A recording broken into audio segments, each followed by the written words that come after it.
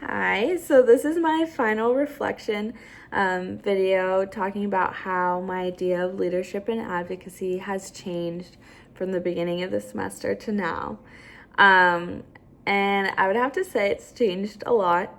My first idea of what leadership was very cut and dry. Like very much your traditional idea of what leadership looks like, where you might see this kind of like power differential. One person is more of like a director and telling you, oh, go do this or go do that. And I kind of threw in like, yeah, you need to communicate to be a good leader and you need to work with others.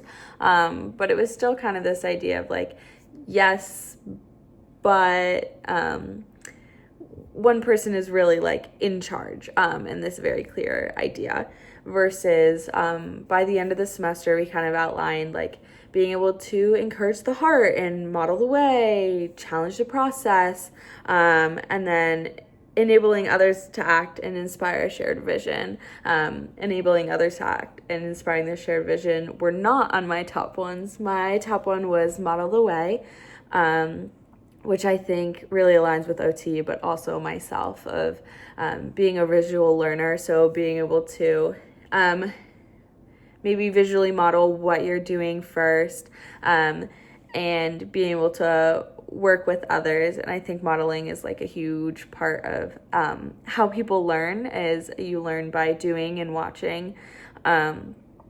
And so this idea that leadership it doesn't have this like one set definition, and it does not look the same. Like that positive reinforcement, so like encouraging the heart,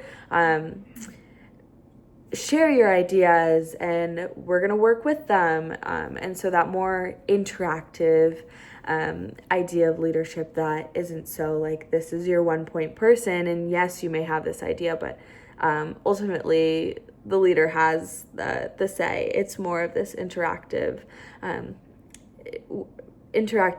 interaction with another person or a group of people, which I really liked. Similar with advocacy, I had a very like kind of picture perfect idea of what advocacy was, and it felt like this really like big thing that you have to do. I had the idea of like, okay, yes, you can advocate for your patients and you need to advocate for your patients to be a good provider. Like, what do they need? How can you communicate that to others? If you're working with a kiddo in a classroom, how can you advocate for changes within the classroom if you're pulling them out? How can you advocate for alternative seating in the classroom? Also being able to advocate for yourself as students, like we do that all the time, being able to advocate for what you need. So yeah, that idea is kind of like, I kind of had that understanding, but otherwise I was like, okay, but you need to advocate by like going and protesting. You need to advocate by like being in this position of power, which has definitely changed. Of you can advocate on this like individual level, advocating for yourself or more closely knit with your clients, but you can also advocate within your practice, okay?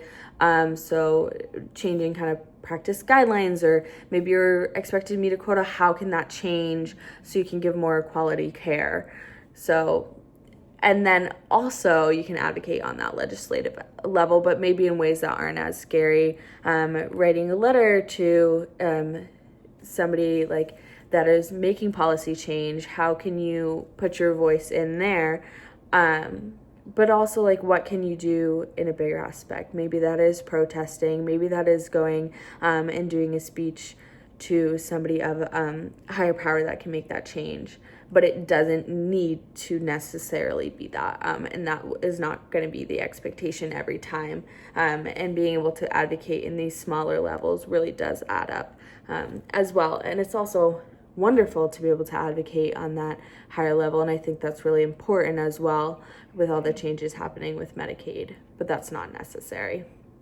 And so, yeah, overall, my idea has really become more open, which I think is important.